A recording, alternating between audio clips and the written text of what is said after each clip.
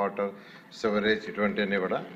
దానికి సంబంధించి యాక్చువల్గా మొత్తం తీసుకుంటే 360 కిలోమీటర్లు ట్రంక్ రోడ్స్ వచ్చినాయి అధ్యక్ష. ట్రంక్ రోడ్స్ అంటే ఈచ్ రోడ్డు 165 అడుగుల వెడల్పు అధ్యక్ష, కొన్ని రోడ్లు 195 అడుగులు అధ్యక్ష. అదేవిధంగా లేఅవుట్స్ రోడ్స్ తీసుకుంటే 1600 కిలోమీటర్లు వస్తుంది అధ్యక్ష. ఇప్పుడు అమరావతి క్యాపిటల్ సిటీలో అసెంబ్లీ, హైకోర్టు, గవర్నర్ బంగ్లా, 5 అడ్మినిస్ట్రేటివ్ టవర్స్, అదేవిధంగా ఆఫీసెస్కి బిల్డింగ్స్, ఐఏఎస్ ఐపీఎస్ ఆఫీసర్ల బిల్డింగ్స్, మినిస్టర్స్ బంగళాలు, జడ్జెస్ బంగళాలు, ఎమ్మెల్యేలు ఎమ్మెల్సీల యొక్క అపార్ట్మెంట్లు, గ్రూప్ డి ఆఫీసర్స్ యొక్క అపార్ట్మెంట్స్, అదేవిధంగా టైప్ 1, టైప్ 2 అపార్ట్మెంట్స్ టేకప్ చేసాం అధ్యక్ష. ఇవన్నీ కూడా 2014-19లో టేకప్ చేసాం. అప్పుడు కొంత వర్క్ చేయడం జరిగింది. కానీ గత ప్రభుత్వం రాజధాని విషయంలో 3 ముక్కలాటాడి ఎక్కడా రాజధాని అనేది లేకుండా చేసి మొత్తం నిర్వీర్యం చేసింది. అయితే ఈ ప్రభుత్వం వచ్చిన తర్వాత ఆ రాజధానిలో ఇందాక సభ్యులు చెప్పినట్టుగా అది ఒక అడవిలాగా తయారైతే ఆ చెట్లన్నీ కొట్టడానికి దాదాపు 30 కోట్లతో కాంట్రాక్ట్ పెట్టి అది మొత్తం క్లీన్ చేయడం జరిగింది అధ్యక్ష. తర్వాత గతంలో అయితే 5 సంవత్సరాల క్రితం అంటే ఈ ప్రభుత్వం వచ్చే ముందు కాంట్రాక్ట్లు వర్క్ చేస్తున్నారు, వాళ్ళ కాంట్రాక్ట్స్ క్లోజ్ చేయలేదు అధ్యక్ష. అవన్నీ కూడా గత ప్రభుత్వం అట్నే ఉంచింది. వాళ్ళకి పేమెంట్లు ఇవ్వలేదు, క్లోజ్ చేయలేదు. అందువల్ల వాళ్ళు చాలా సఫర్ అవుతూ యాక్చువల్గా వాళ్ళు మళ్ళా కోర్టుకు బాగుండా వాళ్ళతో డిస్కస్ చేసాం అధ్యక్ష. కమిటీ వేసాము. కమిటీ వేసి వాళ్ళ సమస్యలన్నింటినీ డిస్కస్ చేయమని సీఈలతోనూ అధికారులు చేసాం. దాని మీద డిస్కస్ చేశారు. డిస్కస్ చేసిన తర్వాత ఆ కమిటీ రిపోర్ట్ని అథారిటీలో పెట్టి అథారిటీలోను క్యాబినెట్లో పెట్టి దాన్ని అప్రూవ్ చేసి యాక్చువల్గా కోర్టులకు ఇట్లా బాగుండా యాక్చువల్గా చేసాం అధ్యక్ష. తర్వాత మళ్ళా టెండర్లు సేమ్ టెండర్స్ని కంటిన్యూ చేయమంటే వాళ్ళు ఎస్ఎస్ఆర్ రేటుతో చేయలేము మేము, ఎందుకంటే దాదాపు 6 సంవత్సరాలు అయిపోయిందని చెప్పడంతో మళ్ళా టెండర్లు పిలిచాం అధ్యక్ష. దాని ఐటమ్ రేట్లో టెండర్లు పిలిచి టెండర్లు ఇవ్వటం జరిగింది. దాన్ని కూడా యాక్చువల్గా అథారిటీలో అప్రూవ్ చేసి క్యాబినెట్లో పెట్టి చేయటం జరిగింది అధ్యక్ష. అవన్నీ కూడా వాటి డీటెయిల్స్ యాక్చువల్గా షీట్లో ఇచ్చాం అధ్యక్ష. అయితే అనేక సమస్యలు యాక్చువల్గా ఈ ప్రభుత్వం రాగానే ఉన్నాయి అధ్యక్ష. ఒకటి టెక్నికల్ కమిటీ వేసాం. తర్వాత 5 ఏళ్ల క్రితం కట్టిన బిల్డింగ్స్ గత ప్రభుత్వం పూర్తిగా వదిలేసింది. అందువల్ల వాటి యొక్క స్ట్రెంత్ ఎలా ఉందని చెక్ చేయడానికి ఐఐటి చెన్నై, ఐఐటి హైదరాబాద్ వాళ్ళకి ఇచ్చి దాన్ని స్టడీ చేయమన్నాం. వాళ్ళు స్టడీ చేయడానికి దాదాపు 3-4 నెలలు యాక్చువల్గా సమయం తీసుకున్నారు అధ్యక్ష.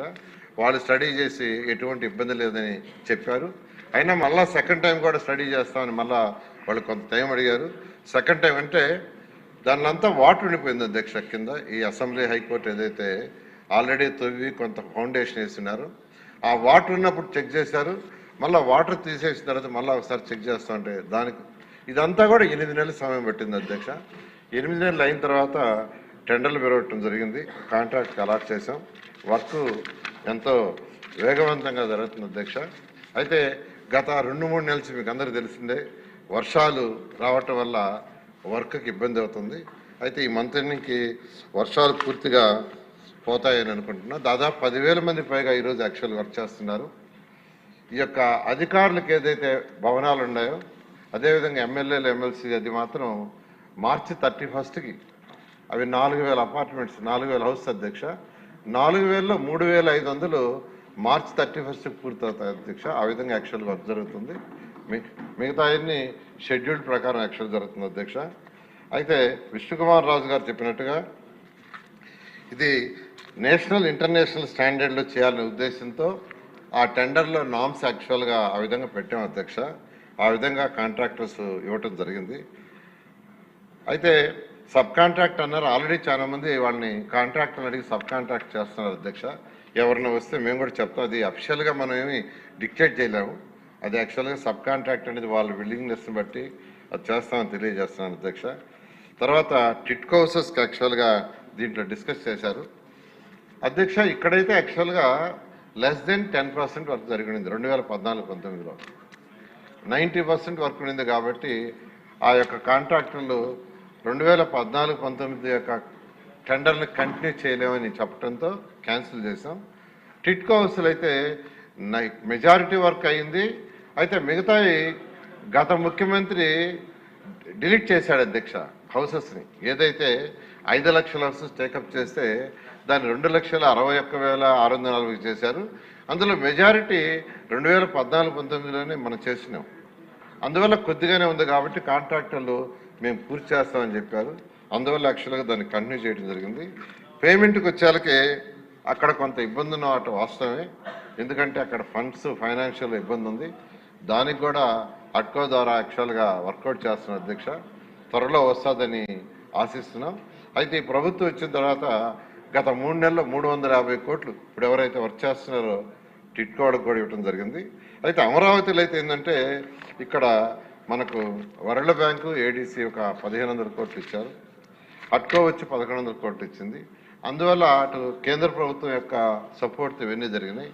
అందువల్ల ఇక్కడ ఇబ్బంది లేదు కాబట్టి ఇక్కడ వర్క్ చేస్తే బిల్ పెడితే ఇక్కడ 1 వీక్ లోపల ఇస్తున్నాం అధ్యక్ష. అది వాస్తవమే విష్ణుకుమార్ రాజు అడిగినట్టుగా. టిట్కోలో కూడా ఆ యొక్క ఏదైతే 4,500 కోట్లకి యాక్చువల్గా ప్లాన్ చేసామో అది వస్తే వాళ్ళకు కూడా 1 వీక్ లోపల ఇస్తామని, ఏదైతే ఇవ్వాలో అమౌంట్ ఇచ్చేసి దాదాపు సుమారు 3,500 కోట్లు ఇవ్వాలి, అది ఇచ్చేసేసి మిగతాది కూడా వీక్లీ వన్స్ ఇస్తామని తెలియజేస్తున్నాను అధ్యక్ష.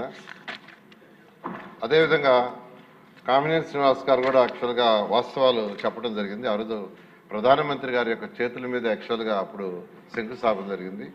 మళ్ళా ఇప్పుడు వర్క్స్ కూడా యాక్చువల్గా మళ్ళా ప్రధానమంత్రి గారి దగ్గర తీసుకొచ్చి యాక్చువల్గా శంకుస్థాపన చేయించాం. మళ్ళా ఇనాగరేషన్ కూడా వారి దగ్గరే చేయించాలా, 2028 లోపల పూర్తి చేయమని ముఖ్యమంత్రి గారు ఆదేశించారు. ఆ విధంగా ఈరోజు వర్క్ జరుగుతుంది అధ్యక్ష. ఈశ్వరరావు గారు ఏదైతే చెప్పారో